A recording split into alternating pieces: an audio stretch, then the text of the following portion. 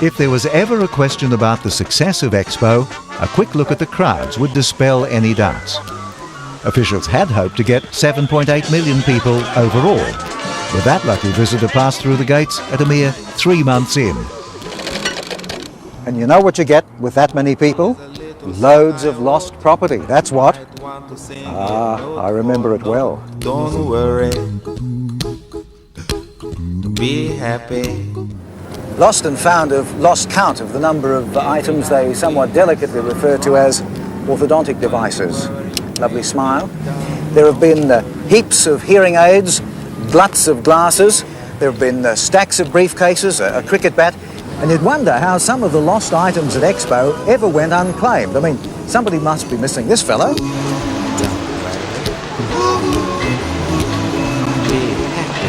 For 26 weeks, those sometimes forgetful crowds just kept coming. The chairlifts and monorail that ferried people from one end of the ground to the other rarely had a seat to spare. And the queues, well, they just seemed to go on forever. And we heard story after story of people who'd get to the queue about to enter the door of the pavilion, and then would walk back to the end of the queue to be part of that entertainment. And I think it was a lovely part of the Expo experience.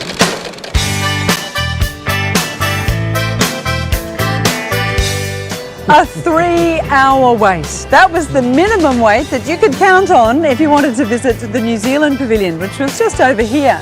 It was rumoured that romances even blossomed while people waited in line, and some even led to marriage proposals. One man enjoyed chatting in line so much that he queued 80 times. It's quite amazing who you met in line while you waited and waited.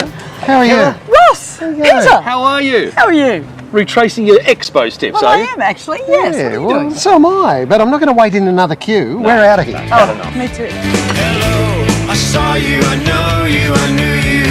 I think I can remember your name. That's terrific. Expo addicts were thick on the ground in 1988. A total of 200,000 season passes were sold, allowing holders to pass freely through the gates as many times as they wished.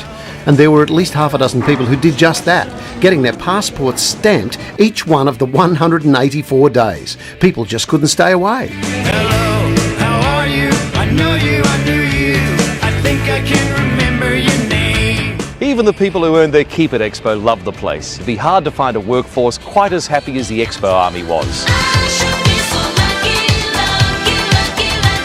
Picking up litter or taking out tickets, no job seemed like a chore for the ever-smiling staff at Expo.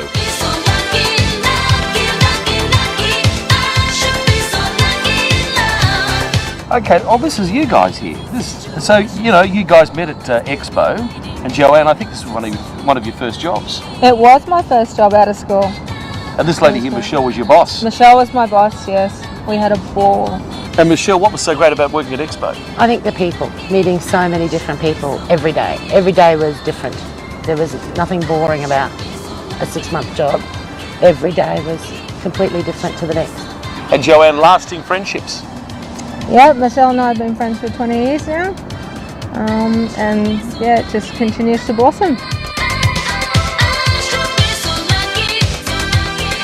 One thing I remember about Expo was the huge number of people who gladly gave of their time, 6 months of their lives. There were 6,000 volunteers involved, and every single one of them was an important cog in the Expo wheel. If Expo changed lives, these women are the living, breathing proof. They were part of the volunteer brigade and became such good friends, they still meet regularly to reminisce about those good old days and lament Expo's passing. And so after the 6 months of solid work, did you find it really hard to deal with that? It was a real letdown, yes. There was nowhere to go and, you know, sort of the whole hype had finished, yes. And what happened on that last night?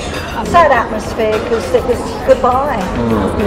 A wonderful 6 months in Brisbane that just changed so much. And it was so many lovely people that came in and out of the pavilion. Everyone was friendly and I really enjoyed it. And they could never tear us apart. Still to come, the fires that could have shut down Expo. And the fun we had star spotting. The thing for me that I remember most about Expo was how cool it was to be a season pass holder. You could go back, get that passport, fill it out, know that you've been to more pavilions than anybody else, and it became a great competition with everyone to see who could get more.